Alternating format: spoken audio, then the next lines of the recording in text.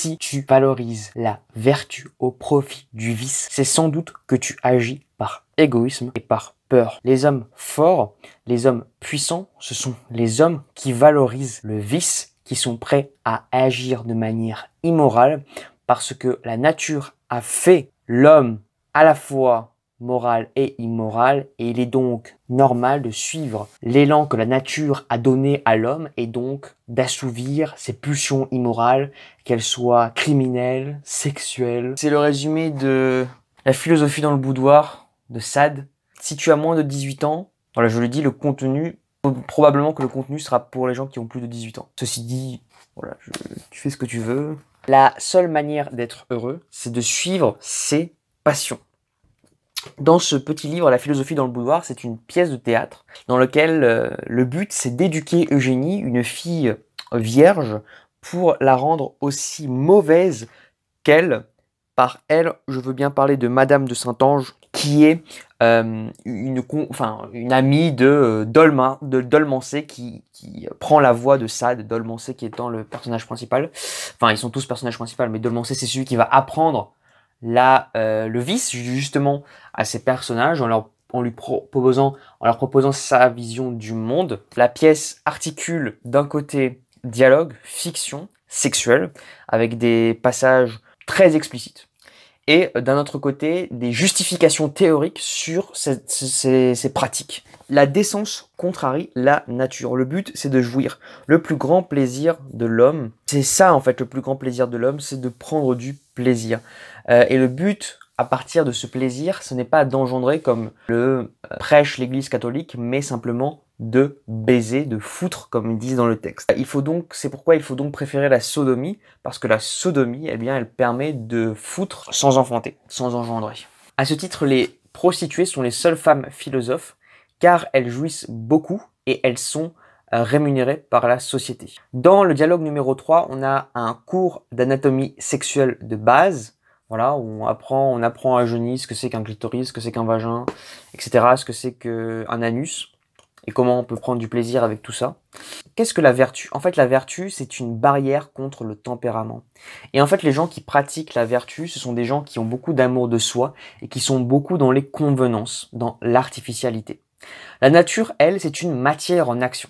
La nature, elle se crée elle-même, et en réalité, il faut bien séparer le créateur de son invention. La nature n'est donc pas l'invention de Dieu, si Dieu était son inventeur. On verra par la suite que pour ça, Dieu n'existe même pas. Il faut séparer l'inventeur de sa création.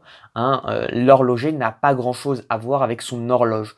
Donc Dieu n'a pas grand-chose à voir avec la nature. Dieu, c'est un être horrible, car il crée le mal sur terre. Et la vertu est nulle, elle n'a rien à faire sur terre. Que penser par exemple de la bienfaisance? La bienfaisance, c'est une attitude qui vient de l'égoïsme, qui nous permet de nous sentir mieux. Mais en réalité, si par exemple il fallait considérer les pauvres, eh bien il vaudrait mieux les virer en ne leur donnant rien, et c'est comme ça qu'ils partiront. Si vous voulez ne plus avoir de mendiants dans les rues, eh bien il faut surtout ne pas leur donner d'argent. Ce sont des parasites de la nation. Le vol, l'inceste ont déjà été valorisés à d'autres époques.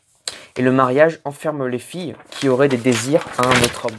Le plaisir de foutre est universel. Le plaisir de la morale, lui, est réservé à une élite. Or, un moyen de rester dans l'histoire, ce n'est pas pour ça de faire des œuvres, on va dire, intellectuelles. En tout cas, pas forcément, pas seulement, mais un moyen de rester dans l'histoire, c'est de faire des œuvres sexuelles. Par exemple, Messaline, qui était une nymphomane, est restée dans l'histoire. La vie est courte, il faut en profiter. C'est la raison pour laquelle il vaut mieux foutre plutôt que de passer son temps à suivre des conventions morales. Tous les goûts sont dans la nature. Il est donc normal d'avoir des fantaisies dites anormales. Pourquoi la nature défendrait-elle l'inceste alors qu'on y prend plaisir? La vertu est une affaire d'orgueil et transforme en crime une jouissance. Ensuite, les gens ont souvent peu de vertu, donc ils feignent souvent la vertu. La vertu n'est utile que à celui qui la possède. Rien ne sert de blasphémer Dieu s'il n'existe pas, mais il convient de le faire, car cela excite. Il y a un triomphe de l'orgueil. Alors autant Sade n'accepte pas le triomphe de l'orgueil qui vient de la vertu, mais il accepte le triomphe de l'orgueil dès lors que ça vient du blasphème. Parce que le blasphème, c'est une attitude normale, ça permet d'exciter un peu la jouissance encore plus. Donc Dieu n'existant pas, pourquoi le blasphémer? Mais par contre, ça excite, donc on peut blasphémer. La parole chrétienne qui dit « Ne fais pas aux autres ce que tu ne voudrais pas qu'on te fasse » est absurde, car nous sommes faits pour le plaisir et pour faire souffrir. Ainsi, par exemple, dans le sexe, cela nous fait plaisir et ça fait nécessairement souffrir. Et ne fais pas aux autres ce que tu ne veux pas qu'on te fasse, c'est un raisonnement de personnes faibles. La cruauté, c'est une loi de la nature. Hein, on voit les enfants tuer des oiseaux alors que voilà, ils n'ont aucune conscience de ce qu'ils font. Donc la cruauté est bien dans la nature. C'est l'éducation qui nuit à la nature. Si on compare deux arbres, par exemple un arbre qu'on aura coupé, qu'on aura taillé, et un arbre qui on l'aura laissé pousser de manière autonome, lequel fera de meilleurs fruits? Probablement l'arbre qui aura grandi de manière autonome. La cruauté pose problème seulement dans un état de civilisation. Hein, dès qu'il n'y a pas de civilisation, il n'y a pas de problème de cruauté. Et dès qu'on vit disons pour parler comme les philosophes politiques, si on vit dans l'état de nature, eh bien il n'y a pas de problème à tuer quelqu'un. C'est pour ça qu'on passe en société, c'est pour éviter qu'on s'entretue. Il y a deux types de cruauté. La cruauté innée, hein, dans laquelle on ne réfléchit pas, et la cruauté acquise, quand on sait qu'on fait le mal pour le mal. Et c'est cette cruauté-là qui génère de la jouissance, et qui génère une envie particulière, et qui suscite l'excitation sexuelle. Ensuite, il parle du libertinage, et il dit que le libertinage existe dans la nature, il ne faut donc pas le condamner. Tous les goûts sont dans la nature, et pourquoi condamner les goûts qui existent dans la nature? Dans la nature, il y a création, mais il y a aussi destruction. Et en général, c'est par les peines qu'on arrive au plaisir. Donc il y a ce plaisir dans la destruction. La douleur d'autrui, on ne la ressent pas. Il faut donc privilégier notre bonheur. Ça ne sert. Nous sommes nés, pour Sade, nous sommes nés seuls et nous le resterons. C'est pourquoi autrui, eh bien, sa peine ne doit pas nous rendre empathiques. Et il faut avant tout se concentrer sur nos sensations. Et si cela nous rend heureux de sodomiser quelqu'un, eh bien sodomisons-le, même si cela lui fait mal. La morale chrétienne dit qu'on est tous frères et cela crée du lien social. Or, comme on l'a dit, on meurt seul et on est seul. On ne doit en ce sens rien à nos parents. Ce sont des êtres qui ont eu une petite jouissance et ensuite nous ont en général rendu une existence de misère. Et si on a besoin des autres pour jouir, donc on pourrait dire oui, mais on a besoin des autres pour jouir, eh bien certes, mais c'est momentané. Il n'y a aucun lien réel qui nous attache aux autres. Ce sont que des projections de l'imagination et des fictions de l'esprit. Ce qu'on appelle amour, c'est simplement un désir qui mène à la folie. Et quand il y en a un de perdu, en général, il y a 10 de retrouvés. Le mariage, l'amour, c'est lorsqu'un homme écoute son égoïsme. Il faut donc fuir l'amour, baiser et s'amuser. Les lois d'un pays entrent toujours en contradiction avec l'intérêt personnel. Elles sont faites pour l'intérêt général. Voilà la nature, chacun prêche pour son sein. Il faut donc ne pas écouter les lois et aller vers sa jouissance personnelle. Pour ça, d'une bonne éducation, c'est la théorie après la pratique. Donc il a pratiqué et là il passe un peu à la théorie. Et là il parle de la religion et il fait une sorte de manifeste où il parle de deux choses, de la religion et des mœurs. Il faut bâtir une morale républicaine, non fondée sur la religion. La liberté de la nation passe par un principe areligieux, c'est-à-dire que pour que les individus soient libres et qu'ils restent libres, il ne faut pas qu'ils aient de religion. Dieu, c'est une idée sans objet. Et la religion est bâtie sur la peur et l'ignorance et empêche de réfléchir. C'est lorsqu'on enlève toutes ces mythes qu'une nation peut créer un véritable patriotisme au sens où elle laissera les individus libres de leur mouvement et c'est pourquoi en les laissant libres, ils vont aimer fondamentalement la nation qui les accueille en son sein. En résumé, le théisme est incompatible avec un goût républicain. Ensuite, il va parler des mœurs, il va faire tout un tas de descriptions de choses qu'on estime vicieuses, non morales, injustes, criminelles, et il va essayer de voir si ça peut correspondre à un État libre et républicain. En fait, il n'y a de criminalité qu'à cause de la loi. La nature elle-même crée le vice et la vertu. Il faut donc accorder la liberté de presse et de conscience aux individus. Il ne faut pas faire de lois coercitives. Il faut faire, selon lui, ce qu'il appelle des lois douces, petites, mais qui permettent un maximum de liberté. Voilà. Il faut mettre un terme à la peine de mort, car elle est incompatible avec la nature et en plus, elle ne réprime pas le crime. Il faut accepter également la calomnie, parce que la calomnie, si jamais on le fait sur un être vicieux, eh bien ça le met en lumière, et si on le fait sur un être vertueux, eh bien cela le révèle et fait grandir l'homme de vertu. Le vol, c'est quelque chose de tout à fait normal. Voler à Sparte, c'était normal. Le vol devrait être autorisé, car c'est un principe de la nature, conserver sa propre existence. Punissez donc ceux qui se laissent voler. Pour maintenir une république, il faut qu'il y ait des insurrections. Cela permet d'avoir une sorte de santé politique, et donc d'avoir toujours un gouvernement qui change, et où certains ne restent pas toujours en place. Et donc, il faut pour cela avoir des citoyens immoraux, parce que en fait la morale c'est la paix et la tranquillité, alors que l'immoralité c'est le mouvement perpétuel. Les gens qui sont en paix avec eux-mêmes, en général ce sont des gens moraux qui vont pas forcément, si j'ose dire, embêter son prochain. Et puis les gens qui sont immoraux, et bien justement ils vont chercher cette jouissance. Et comme ils vont chercher cette jouissance, eh bien ils seront plus aptes à prendre des commandes politiques. Et à créer une nation en mouvement. Il faut être libre et égaux en droit, il faut se souvenir de ça. Or, un homme qui prétend posséder une femme ne la rend ni libre et égale en droit. Donc, nous avons un droit de jouissance, mais nous n'avons pas de droit de propriété sur aucun être.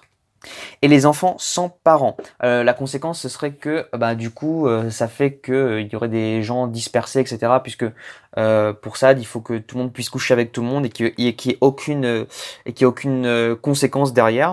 Et que cela ne donne lieu à aucun engagement. Et que faire des enfants qui seraient sans parents? Eh bien, c'est très bien, ce seront des enfants de la nation et ils ne chercheront pas un père puisque tout le monde fonctionnera comme ça. La luxure n'a jamais été un crime. Par exemple, chez les Tartares, eh bien, la prostituée avait beaucoup plus d'honneur que n'importe quel autre citoyen de la société, membre de la société. Sade dit également que le viol est moins pire que le vol, car on détériore seulement le matériel. Je cite. L'homosexualité, c'est ok, c'est normal. Par exemple, en Grèce ou chez les Benguelés. Et qu'en est-il du meurtre? Un homme, en fait, vaut autant qu'une plante. Et quelle est la conséquence si jamais un homme meurt? Quelle est la conséquence de sa perte pour la nature? Eh bien, pas grand-chose. D'autant plus que l'on glorifie les guerriers qui sont vainqueurs de guerre et qui ont tué des milliers de personnes. Il faut donc être cohérent. Il est courant de tuer des hommes, exemple les gladiateurs à Rome ou en Inde à Batavia. On peut tuer, mais il vaut mieux tuer les êtres inutiles à la nation. Je cite, « L'espèce humaine doit être épurée dès le berceau. Le meurtre est une horreur, je cite, mais une horreur nécessaire. » Et ceux qui prétendent dire non par cœur, c'est en fait ce sont des gens qui sont dans la faiblesse de l'esprit. Voilà. Ensuite, enfin, un homme qui bande ne cherche pas à être utile, mais à dominer. C'est ainsi qu'il est heureux. Ça termine Eugénie, donc la fille qu'on veut éduquer. Et Eugénie, à la fin, ramène sa mère qu'elle disait vouloir tuer parce que justement sa mère lui interdisait de faire ce qu'elle a fait avec ses hommes. Entre-temps, elle a eu toute une éducation sexuelle. On l'a sodomisée plusieurs fois, dans plusieurs positions, avec des hommes et des femmes. Et là, elle rappelle sa mère et elle lui coud le vagin et comment, j'ai plus de mots, c'est tellement waouh. Elle lui coud le vagin et on lui plante des épines dans le cul et puis ensuite on lui dit voilà, ce sera ta leçon si tu veux encore empêcher ta fille d'être libre. Et donc ça termine par ce mot, il dit ce qu'est l'humanité entre guillemets. Quand on est humanité, en fait c'est la faiblesse née de l'égoïsme et de la crainte. Je sais pas quoi dire. Je dirais que faut pas lire ça quand on a mangé. Je dirais que c'est une lecture déroutante à beaucoup de points de vue. On croit au vouloir où il veut en venir et puis après on est toujours un peu plus choqué de jusqu'où il est prêt à aller. Puis après on se dit non mais quand même, il dit ouais la liberté de conscience et de presse il faut l'accorder. Ah ouais quand même, ok. Ah oui quand même la liberté, il faut abolir la peine de mort. Ah génial ce Sade. Et puis après il te dit non mais en fait tu sais quand même les viols c'est pas grave. On ne fait que détériorer le matériel, on ne le prend pas donc c'est moins pire. J'ai lu ça, j'ai fait wow, ok, ouais, tu peux réhabiliter Sade, ouais, les mecs qui réhabilitent Sade, je sais pas sur quel texte ils se basent. Enfin, ils font des choses vraiment, enfin, Parfois, ça peut éventuellement exciter. Mais parfois, ça peut... Waouh, c'est complètement, c'est repoussant. Bon, Sade, il a une philosophie qui est celle de Caliclès au fond.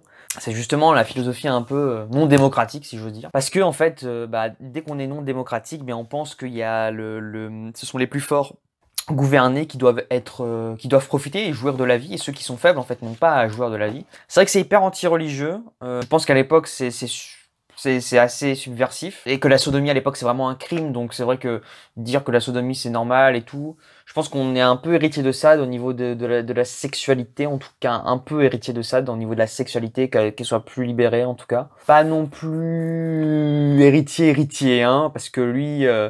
Mais au moins, enfin, si j'ai quelque chose de positif à dire sur ce texte, parce que globalement je pense que je relirai pas, c'est horrible en fait, ce texte, c'est horrible, c'est une bombe en fait, c'est une bombe humaine, sur tout ce qu'on pourrait apprendre sur l'éducation, etc., sur ce qu'on pense de nous-mêmes, en tant qu'être, qu'on doit aider les autres, etc., et pour vivre ensemble, quoi, ensemble on est plus fort, et non, ça nous dit, ensemble en fait, on se crée des histoires, et ça nous amène à rien de bien. Et de toute façon, on ne saura jamais ce que c'est que d'être à la place de l'autre, donc autant jouir en nous-mêmes et sans se soucier des autres en fait. Je trouve c'est assez c'est déroutant quoi, c'est déroutant.